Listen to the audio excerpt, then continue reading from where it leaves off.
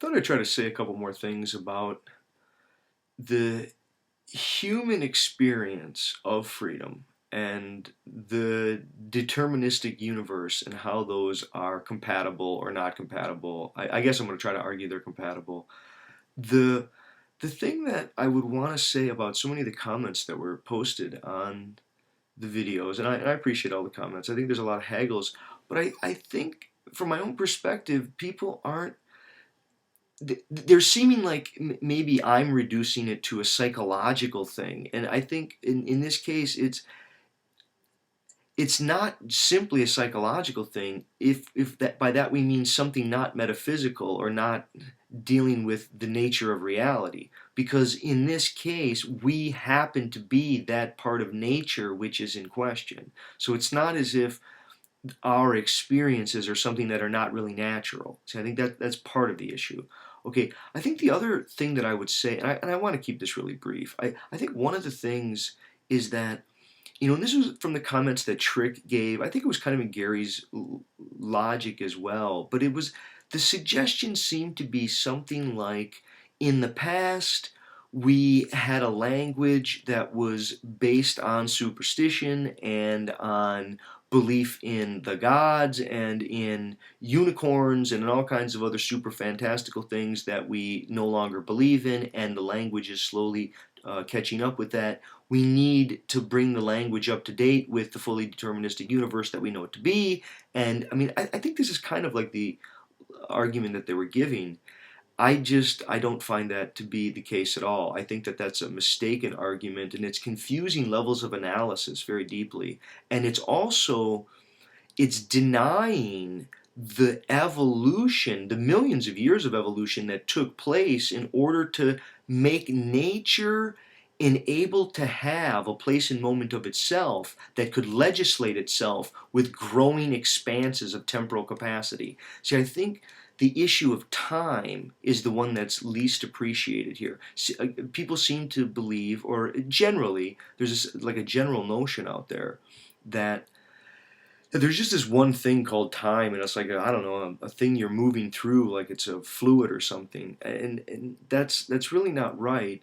From my own sense, that's really not right. We'd want to look at our different kinds of time and space through different ranges of mediacy. And I would argue, and this is largely coming out of Hans Jonas's work, but if you begin with inorganic matter, just the material that is just, I guess, here and eternally undead, and it's, I guess, could be defined by, in some way, just its composition and its actual position, something like that. That's so different than the kinds of space and time that come with life proper.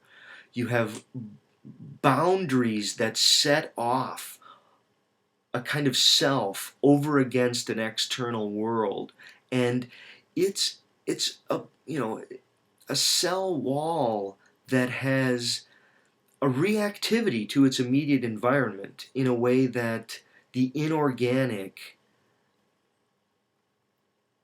well, again, I mean, some of this, I guess, it gets tricky as as you trace it up.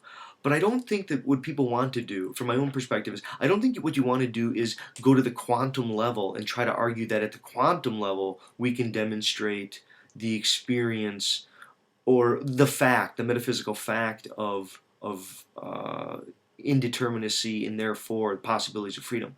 I think what you want to do is show, again, different kinds of time that emerge. And as you go from the inorganic to vegetative life, up to animal life, and to human notions of calendars, of projected futures, of human kinds of memories, and the ability to manage space and time that we have, that is its own evolved capacities for what we properly speak of as freedom. So the language is struggling to keep up, but the language is struggling to keep up with the radical kinds of changes that have taken place that have enabled the human to experience itself as free. Now, it's not that this freedom from my perspective, is something given by a divine entity or something like this. If anything, nature itself seems to have been yearning for, again, yearning is an odd word,